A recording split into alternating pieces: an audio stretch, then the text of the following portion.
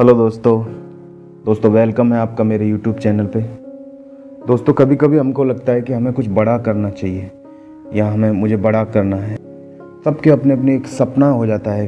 किसी को सिंगर बनना है या किसी को एक्टर बनना होता है, किसी को डॉक्टर बनना होता है या कोई और फील्ड में जाना चाहता है। तो सबके अपने अपने एक सपने बन जाते हैं कि मुझे बड़ा करना। और अगर आप बड़ा करना चाहते हैं तो आपको कुछ बड़ी मेहनत भी करनी। मेहनत को कहते हैं ना कि मेहनत को अपनी हमसफ़र बना लो।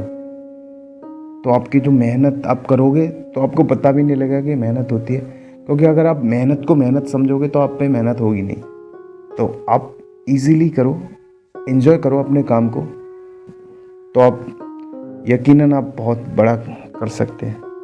दोस्तों अगर आप ऐसा सोचते हैं तो यकीन मानो कि आप बहुत लकी हैं, आप बहुत ख़ास हैं। इस बात को हमेशा याद रखना। दोस्तों हम बड़ा तो करना चाहते हैं, लेकिन कभी कभी हमारे सामने ऐसी परिस्थितियाँ आ जाती हैं कि हम चाह कर भी उस काम को नहीं कर पाते।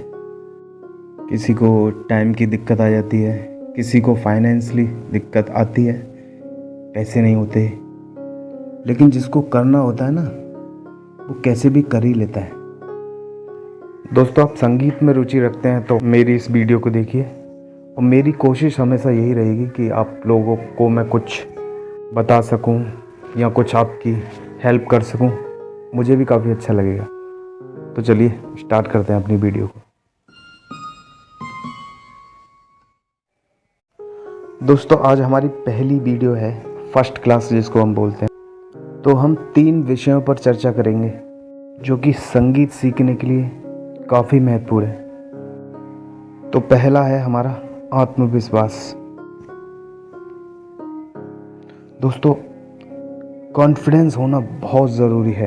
अगर आपको लगता है कि आप ये कर सकते हैं तो आप कर सकते हैं।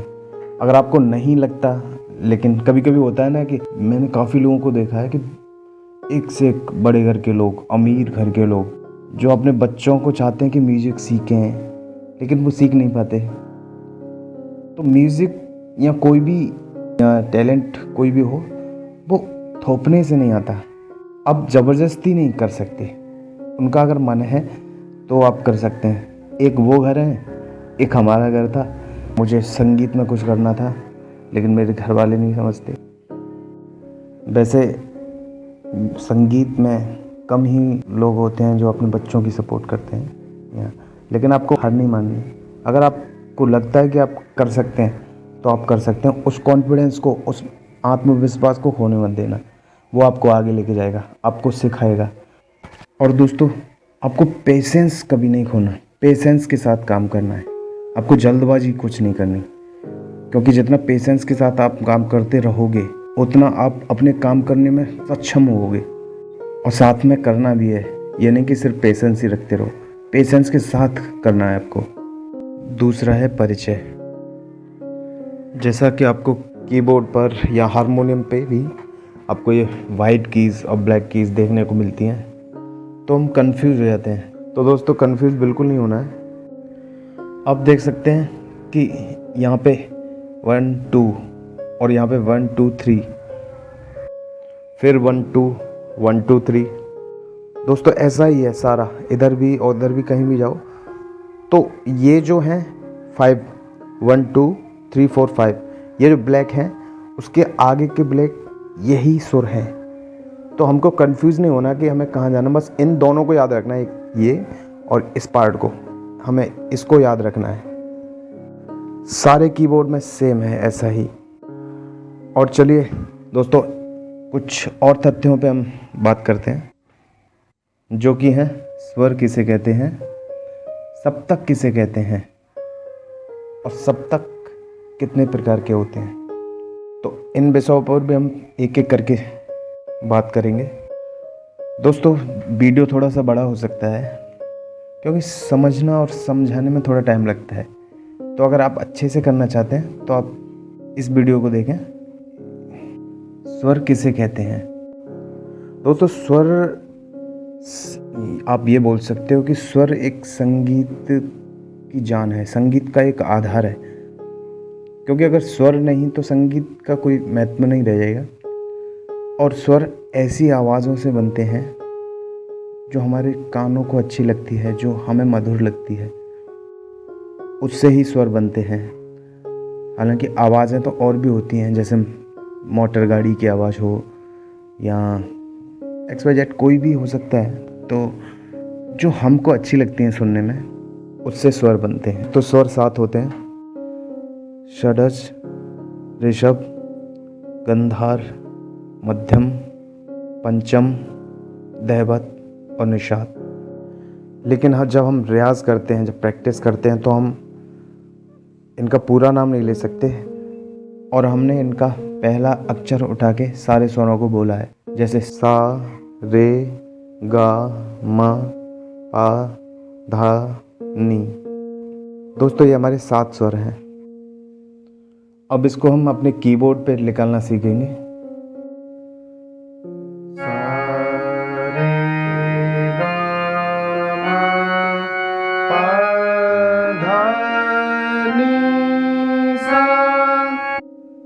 दोस्तों, स्वर सिर्फ नी तक है, ये सा वही है, तो हमारे स्वर यहाँ तक है। और ये जो सा है, ये तार सप्तक का सा है, लेकिन सुर ये वही वाला है जो हमने पहले सा बोला।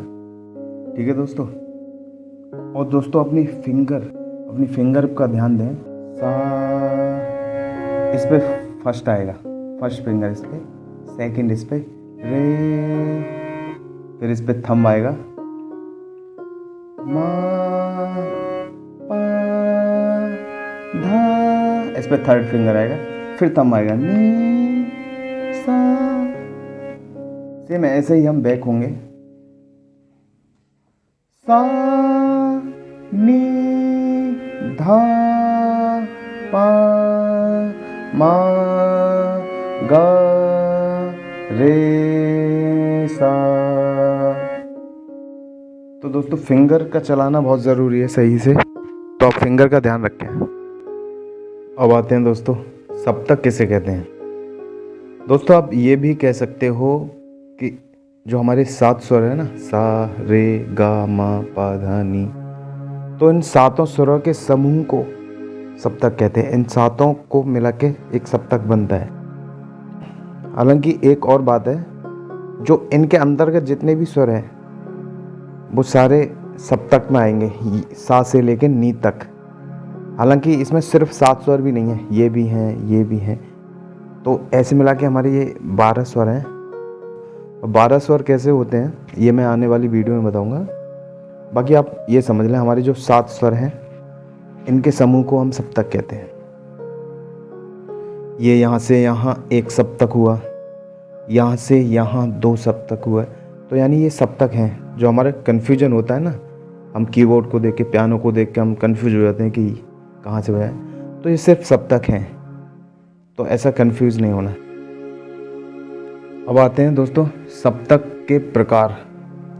सप्तक कितने प्रकार के होते हैं? दोस्तों, सप्तक 3 प्रकार के होते हैं: मंद्र सप्तक, मध्य सप्तक और तार सप्तक। दोस्तों, सबसे पहले मैं बताऊंगा कि मध्य सप्तक किसे कहते हैं। मध्य सप्तक नाम से ही हमको समझ में आता है कि मध्य यानी बीच में, जहाँ से हम गाते हैं, इजीली गाते बजाते हैं, तो वो मध्य सप्तक होता है। और मध्य सप्तक से जो नीचे स्वर जाते हैं वो होते हैं मंद्र सप्तक, यानी मध्य के जो नीचे जाते हैं वो होते हैं मंद्र सप्तक। और जो मध्य सप्तक से ऊपर के स्वर होते हैं उनको हम कहते हैं तार सप्तक। जैसे इस नी के बाद जितने भी स्वर हैं हमारे, वो सारे तार सप्तक में आएंगे, और इस सा के बाद जो जितने भी नीचे के स्वर हैं वो मंद्र सप्तक में आएंगे। यहाँ से लेके यहाँ तक ये हमारे मध्य सप्तक में आएगा। अब दोस्तों, हम अपने तीसरे विषय के बारे में बात करेंगे, जो कि है अभ्यास।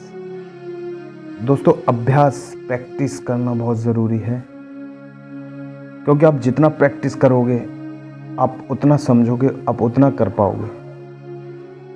तो दोस्तों, मैं कुछ अभ्यास आपको दूंगा करने के लिए, आप उन्हें कीजिए इजीली। कुछ सरगम मैं आपके लिए लिख रहा हूँ, आप इसका स्क्रीनशॉट भी ले सकते हैं या आप इसको याद कर सकते हैं। और ये कैसे बजाना है, आपको कैसे प्रैक्टिस करनी है, उसके बारे में आपको बताता हूँ। पहला है सा रे गा मा पा धा नी सा सा नी धा पा मा गा रे सा। और दोस्तों साथ ही इसके गाना भी है आपको, और फिंगर का विशेष ध्यान रखना है। अभी दूसरा है सा रे गा मा पा धा नी सा नी धा पा मा गा रे सा। और तीसरा है दोस्तों सा रे गा मा पा धा नी सा नी धा पा मा गा रे सा। तो दोस्तों इन तीनों सरगमों को आपको प्रैक्टिस करना है। इसका आरोह अवरोह ये करना है। आरोह दोस्तों जाने को बोलते हैं, अवरोह आने को बोलते हैं। जैसे यहाँ से हम यहाँ तक गए तो ये हो गया आरोह, और यहाँ से हम यहाँ तक आएंगे उसको अवरोह बोलते हैं, लौटने को। तो दोस्तों आशा करता हूँ कि आपको वीडियो अच्छी लगी होगी, और अगर अच्छी लगे तो प्लीज़ इसको लाइक करें, और जो भी पूछना है कमेंट करें। और अगर आपको लगता है कि मेरी वीडियो से आपको कुछ सीखने को मिलता है तो आप मेरे चैनल को भी सब्सक्राइब कर सकते हैं। तो मिलते हैं अगली वीडियो में। अपना ख्याल रखें और अपनों का ख्याल रखें। Thank you so much.